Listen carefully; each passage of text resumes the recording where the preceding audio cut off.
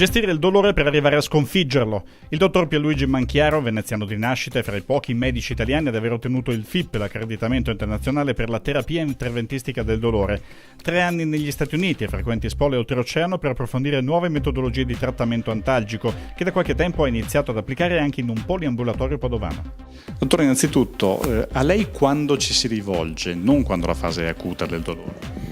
Generalmente il paziente si rivolge a me quando ha una sintomatologia dolorosa persistente oppure, nella maggior parte dei casi, quando ha una sintomatologia dolorosa cronica. E qual è dunque l'approccio alla terapia del dolore quando ci si avvicina? L'approccio generalmente è un approccio di tipo diagnostico all'inizio, quindi dobbiamo essere certi di andare a catturare la generazione del sintomo, perché una volta che noi siamo in grado di catturarla e di obiettivarla, siamo in grado anche poi di gestirla da un punto di vista terapeutico. Di gestione proprio del dolore stesso, insomma. Sì, a 360 gradi, quindi dobbiamo essere in grado di riconoscerlo se è un sintomo, quindi all'interno di una sindrome patologica più complessa, oppure in certi casi, quando diventa cronico, assume le caratteristiche proprio di una patologia. Riconoscimento della fonte del dolore e azione contro il dolore sono azioni che svolgete contemporaneamente? Di solito sì, nel senso che spesso, ad esempio per quanto riguarda la gestione del dolore lombare oppure anche cervicale, siamo in grado di rilevare i pain generators, quindi i generatori del dolore, attraverso delle tecniche di neuromodulazione, e poi utilizzando la medesima sonda, tra virgolette, siamo in grado poi di gestire la sintomatologia attraverso l'utilizzo di piccoli campi elettrici che sono in grado di rimodulare questi nervi, tra virgolette, che sono appunto impazziti e quindi determinano questo dolore persistente o addirittura cronico. Ogni tipo di sindrome dolorosa ha bisogno di un'azione specifica? Generalmente sì, anche se noi riconosciamo ormai da anni come, ad esempio, per quanto riguarda il dolore di origine lombare, molto spesso la causa è il disco intervertebrale, quindi molto spesso, nonostante abbiamo poi delle sindromi di corredo che possono essere, ad esempio, le infiammazioni delle articolazioni sacroiliache oppure l'infiammazione delle articolazioni interfaccettarie, noi sappiamo che la vera causa del dolore è il disco e quindi dobbiamo fare in modo di obiettivarlo e poi gestirlo attraverso tecniche di rimodulazione e di annientamento del dolore vero e proprio. Quindi sono accertamenti in alcuni casi anche abbastanza invasivi? Generalmente no, salvo i casi in cui noi ci incontriamo con delle sindromi dolorose persistenti che stanno evolvendo verso una certa cronicizzazione, allora si rendono necessari degli accertamenti un po' più invasivi che sono, diciamo, da corredo a quelli che normalmente vengono utilizzati, quindi la risonanza magnetica, l'elettromiografia, la TAC. Queste tecniche, diciamo, diagnostiche, come ad esempio l'endoscopia spinale, che ci permette di visualizzare direttamente il canale spinale, poi trovando ovviamente delle sorgenti dolorose possiamo trattarle. Ricordiamo che spesso queste sorgenti dolorose sfuggono alla risonanza magnetica, alla TAC, perché sono prettamente soggettive e quindi dobbiamo evocarle queste sorgenti dolorose andando a toccare con una certa, diciamo, precisione queste aree. Diceva, se la risonanza magnetica le individua, per esempio, invece con l'endoscopia c'è modo anche di agire contemporaneamente?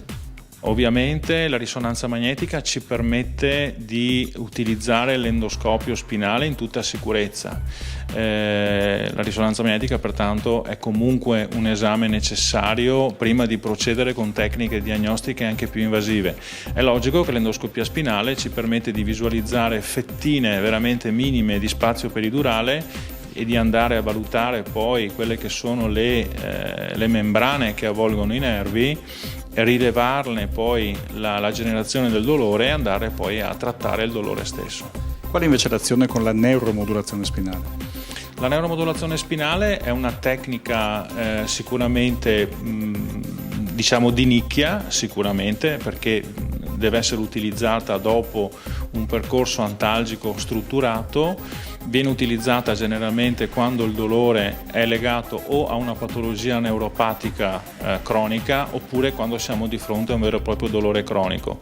L'efficacia ovviamente sta nella rimodulazione del sistema, che comunque è sempre individuale. Sicuramente per quanto riguarda le tecniche di rimodulazione, come può essere la radiofrequenza ad esempio, sono delle tecniche pseudo riabilitative, quindi noi andiamo a risolvere una situazione attuale, per cui poi quel paziente diventerà estremamente interessante per il fisiatra, per il riabilitatore, perché ovviamente si troverà una superficie sgombra da una sintomatologia dolorosa e pertanto potrà utilizzare con grande successo le proprie tecniche. Per quanto riguarda invece le tecniche di neuromodulazione più pesanti, stiamo parlando di pazienti tendenzialmente fragili e quindi pur avendo dei buoni risultati con la riabilitazione è logico che ricorrono magari un po' di più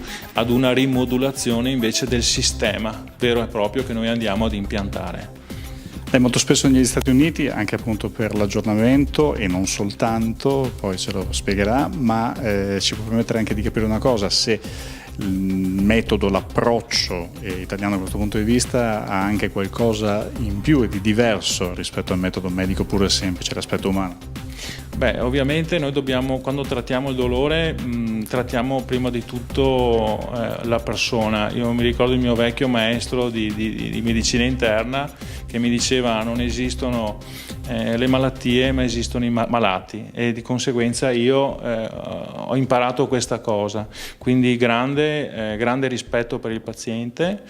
Il rispetto passa attraverso una conoscenza certosina, ortodossa di tutte quelle che sono le tecniche più efficaci e meno invasive per quel momento, e il rispetto ovviamente per quanto riguarda la sfera anche affettiva, perché ovviamente stiamo parlando di pazienti che non vengono visti una tantum, ma sono pazienti che poi vengono rivisti nel tempo e quindi necessariamente si legano a noi, e di conseguenza dobbiamo essere pronti anche noi stessi a gestire emotivamente una situazione che può durare anche per 10, 15, 20 anni.